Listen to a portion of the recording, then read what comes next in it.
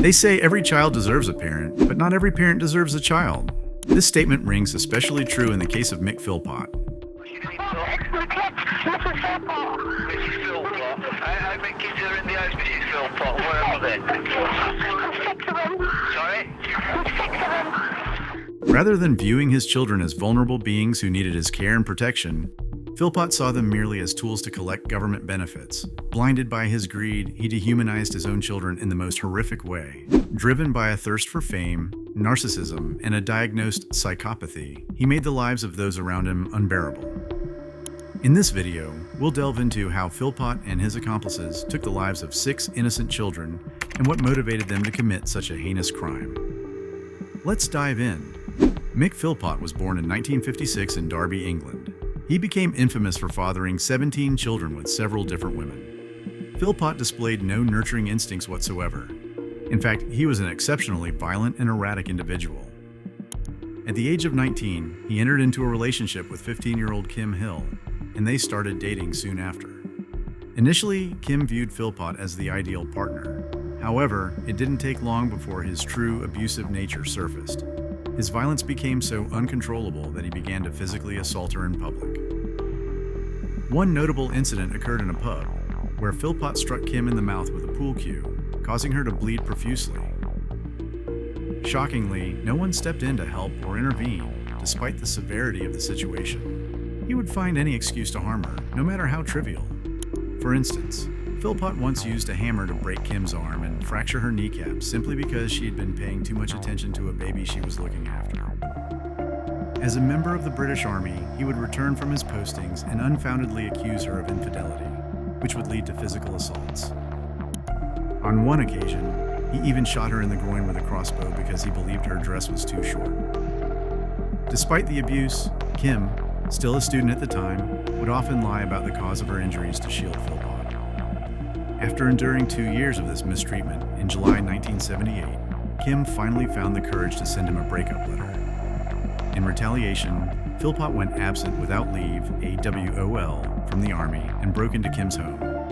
In a terrifying act of violence, he attacked her while she was in bed, stabbing her 27 times with a 9-inch knife. Kim recalled that he threatened her, saying, "If I can't have you, no one else will." When Kim's mother intervened, Philpott escalated the violence, stabbing her 11 times as well. Both Kim and her mother narrowly escaped death from the brutal attack. Despite her severe injuries, Kim's mother, a nurse, managed to crawl to the phone and raise the alarm. When paramedics arrived, they found Philpott on the stairs, still holding the bloody knife. Philpott casually told the paramedics, "I wouldn't bother. She's a goner. I'd done a good job on her." Kim was declared dead twice, once in the ambulance and again on the operating table, while surgeons fought to save her life. Philpott had slit her stomach open and stabbed her multiple times in the back, arms, and legs. As a result, Kim suffered from collapsed lungs, as well as punctures to her bladder, kidney, and liver. During his trial, Philpott lied and claimed that he had stabbed Kim in self-defense, but the evidence clearly contradicted his story. He was convicted of attempted murder and grievous bodily harm. Philpott was sentenced to 7.5 years in prison, but remarkably, he was released after serving only 3 years and 2 months. Records show that his early release was due to his good behavior. However, this lenient sentence amounted to little more than a slap on the wrist, offering him no real incentive to change his violent ways. While in prison, Philpott sent Kim letters expressing remorse and even proposing to marry her upon his release. The brutal attack left Kim deeply traumatized, and she continues to receive counseling 4 decades later. Reflecting on her life with Philpott, Kim stated, "Do not say no to Mick Philpott. You don't say no to him. He doesn't understand the word." After his release in 1986, Philpott married Pamela Lomax, with whom he had 3 children. His abusive behavior continued, but Pamela was too frightened to report him, fully aware of what he had done to his previous partner, Kim. She hoped he would eventually move on to someone else, and in 1993, he did. At the age of 37, Philpott began a relationship with a 14-year-old girl named Heather Keogh. Pamela left Philpott after discovering his affair. The teenage Heather, who had run away from her parents to be with him on her 16th birthday, ended up having 2 sons with him. However, Philpott continued his abusive behavior, even going so far as to beat her for not having a daughter. He also encouraged his older sons to be violent towards Heather. Philpott pressured Heather to have more children, but when she didn't conceive again, he punished her by locking her outside in the garden. Heather later told police that Philpott once held a knife to her throat when she tried to leave him. Eventually, Heather managed to escape by climbing over a fence. She was forced to temporarily leave her children behind, but later regained custody after a lengthy court battle. Reflecting on her time with him, Heather described Philpott as a Jekyll and Hyde character, charming when they first met, but ultimately violent. In 2000, Philpott met 19-year-old Murray Duffy, a single teenage mother who had recently left an abusive relationship. Murray described Philpott as her guardian angel, and they moved in together shortly after. He took responsibility for her son, and after the birth of their first child, Jade, he proposed to her while she was in the hospital. In the following year, Philpott began a relationship with 16-year-old Lisa Willis, an orphan and single mother. She became his mistress and moved in with both him and Murray. Perhaps due to Philpott's domineering nature, Lisa and Murray grew very close, regularly confiding in each other. Lisa later revealed that she treated Murray's children as her own. This situation highlights a clear pattern. All three women in Philpott's life had been teenagers when they first met him. They were vulnerable and effectively groomed by him during their formative years. Philpott married Murray in May 2003, with Lisa serving as the bridesmaid. From that point on, Philpott lived with both women and fathered 11 children in a cramped 3-bedroom council house. Both women worked while Philpott remained unemployed, collecting their earnings along with government benefits.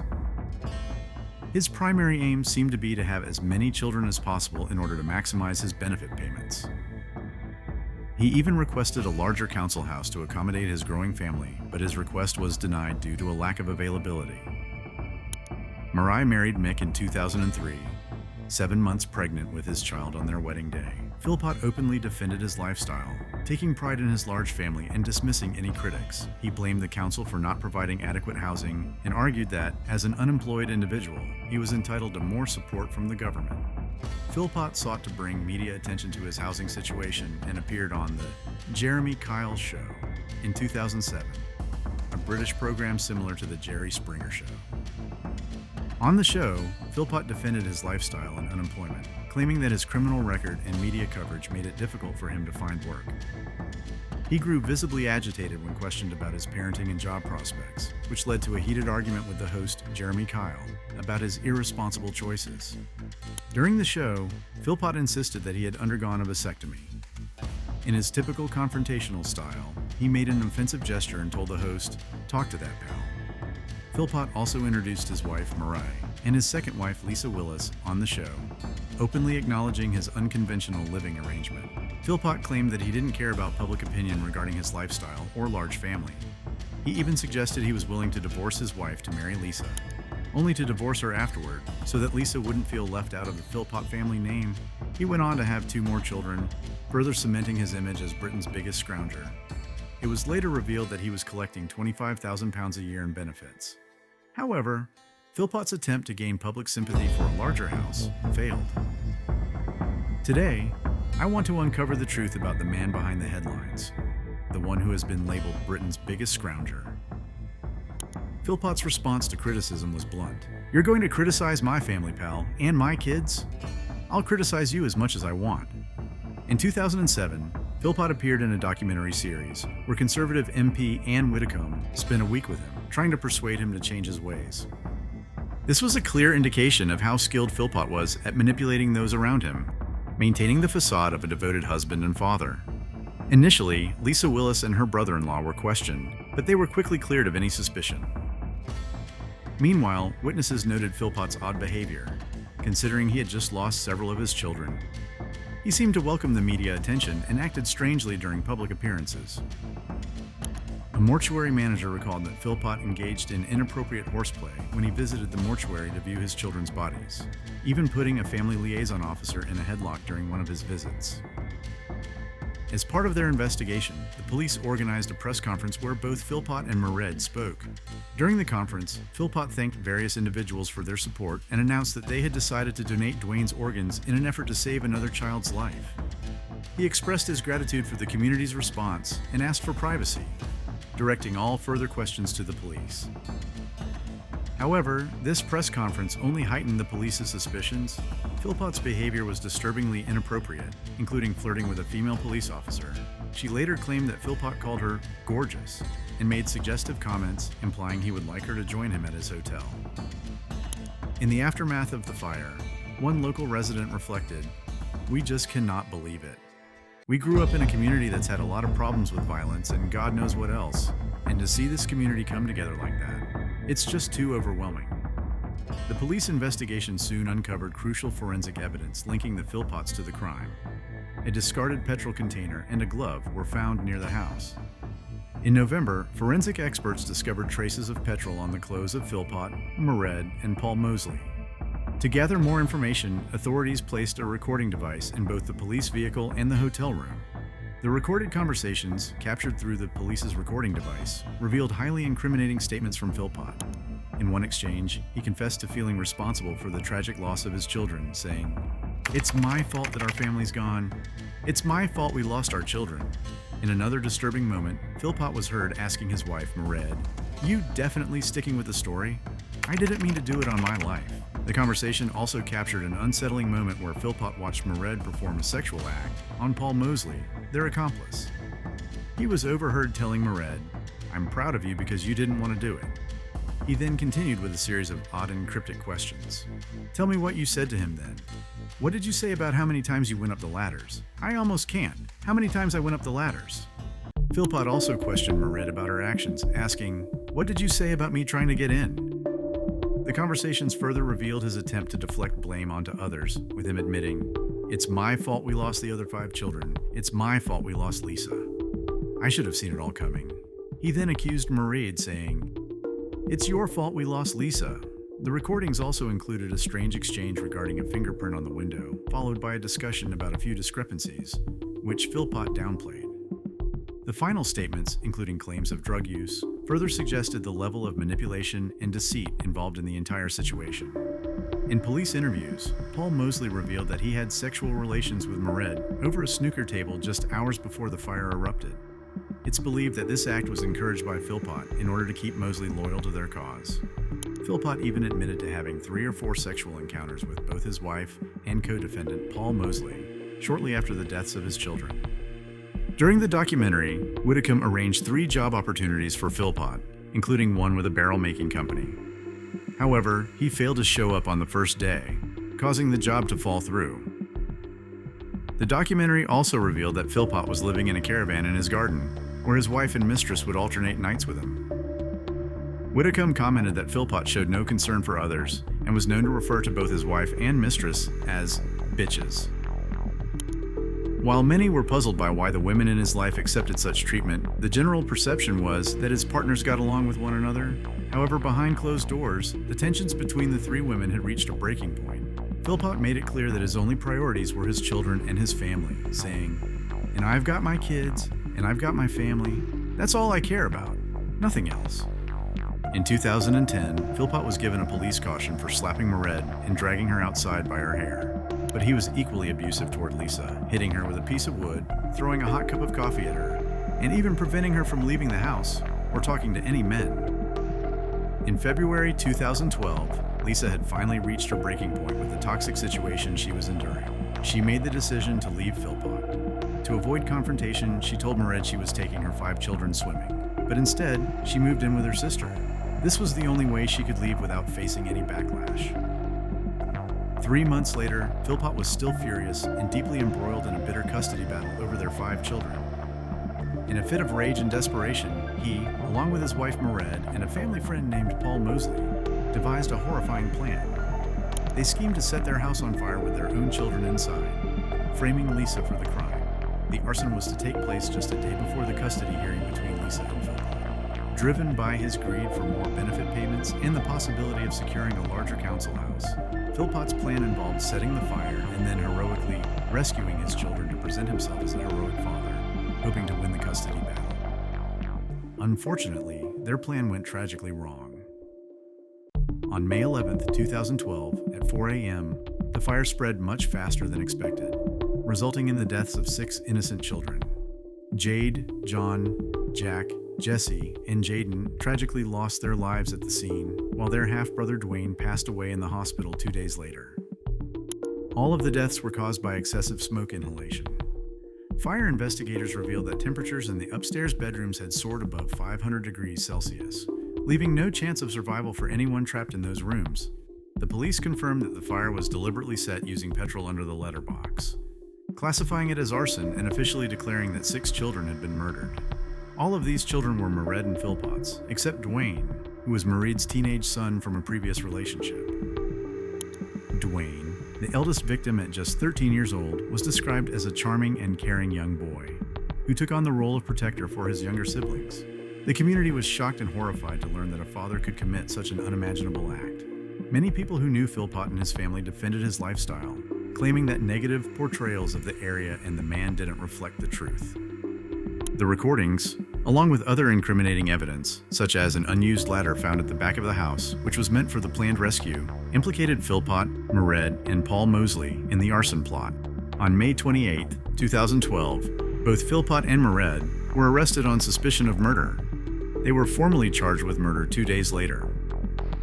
On November 5, 2012, Paul Mosley was also arrested on suspicion of murder, after forensic analysis revealed petrol on his clothing. The trial later revealed that Mosley had been boasting to several people about being a suspect, including on internet dating sites. Regardless of his actual involvement, it seemed that Philpott had gone to great lengths to keep Mosley loyal, with police speculating that coercion may have played a role in his compliance. In December, Mosley's charge was reduced to manslaughter, and the murder charges against both Philpott and Mered were similarly downgraded to manslaughter. The evidence showed that while they hadn't intended to kill their children, their primary goal had been to frame Lisa for endangering the family, hoping to gain custody of her children. Their motivation wasn't driven purely by revenge. More children meant more benefit money and possibly a larger house. On April 2, 2013, Philpott, Mered, and Paul Mosley were found guilty of manslaughter for the deaths of the 6 children. Philpott received a life sentence, with a minimum of 15 years in prison. Mered and Paul Mosley were each sentenced to 17 years, with a minimum of 8.5 years to be served. Mered later appealed her sentence, but the judges upheld the original term, stating it reflected the immeasurable harm she had caused. The Court of Appeal judges emphasized that the petrol found on her clothes proved she had participated in setting the fire, which had not been a spur-of-the-moment decision. They also noted that she lied after her arrest and continued to hide the truth during the trial. Mrs. Justice Thirlwall, in her sentencing remarks, stated that while the fire was Philpott's idea, Mered's children died because she prioritized her husband over her children. The judges concluded that the sentence was appropriate, noting that the judge had carefully considered the circumstances and the severity of Mered's actions. They found no grounds to criticize the original sentence, stating it reflected the significant blameworthiness and the immeasurable harm caused by her actions. The appeal was dismissed without hesitation. In November 2020, after serving half her sentence, Mered was released. Mered was eligible for release on license and was taken by convoy to a halfway house. A source for The Sun described her convoy as resembling the type given to a celebrity, despite the fact that she had killed her 6 children. For her protection, she was also given a new identity. The Center for Crime Prevention condemned her release, calling it appalling and urging that individuals convicted of such horrific crimes should serve their full sentences. Paul Mosley, too, was released in May 2021 after serving half of his sentence, but was sent back to prison in 2022 for breaching the terms of his parole. In November 2023, he was released once again. The parole panel explained that it was satisfied that Mosley no longer posed a threat to public safety. While Mered and Mosley are now free, Philpott remains in prison, serving his minimum 15-year sentence. He has been characterized as a monster, abusive to women and exploitative of the welfare system, viewing children primarily as a source of income. Psychologist Glenn Wilson described Philpott as clinically a psychopath and exhibitionist with an antisocial personality disorder. What do you think about this horrific case and everyone involved? Were their sentences too lenient? It's clear that Philpott's previous attempt at murder in the 70s went unpunished, which could have prevented future tragedies. Do you think these deaths could have been avoided if the justice system had been harsher in the past? Feel free to share your thoughts in the comments below.